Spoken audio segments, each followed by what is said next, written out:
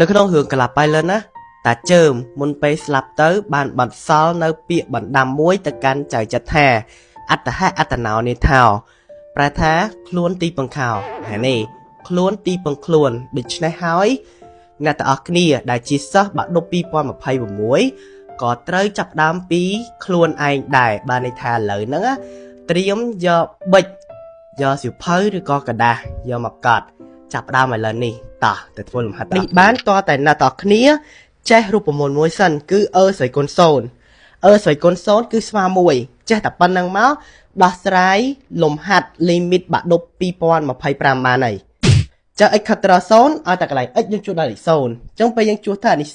0អានេះស្រីគុណ0ស្រីគុណ0បាន51ស្រីគុណដក0ស្រីគុណដក0នោះគឺនៅតែស្រីគុណ0ដដែលតោះណាអញ្ចឹងស្រីគុណដក0នោះគឺស្រីគុណ0ហើយស្រីគុណ0គឺស្មើ1អញ្ចឹង1បូក1 2អញ្ចឹងយើងចាប់ដើមជួសលេខតែម្ដងឥឡូវយើងជួសបានលេខ0អានេះយើងជួសបានស្រីគុណ0អានេះយើងជួសបានស្រីគុណ0តោះណា3គុណ0យើងដាក់0យកមក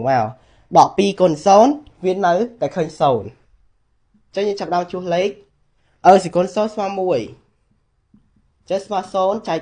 2ចេះ0ចែក2បាន0ដល់ពេលខ្ទង់មួយទៀត x ខិតត្រឹម1អញ្ចឹងកាលណា x ខិតត្រឹម1យកលេខ1ជួសចូលគ្រប់កន្លែង x អញ្ចឹងយើងចាប់ដើមជួសមក7ដក5គុណនឹង1ការ៉េដក2គុណនឹង1គីបអញ្ចឹង7ដក1ការ៉េ1គុណ5 5ដក1គីបវានៅតែ1ដដែលគុណ2បាន2ចេះដកលេខមក7ដក5សល់2 2ដក2 0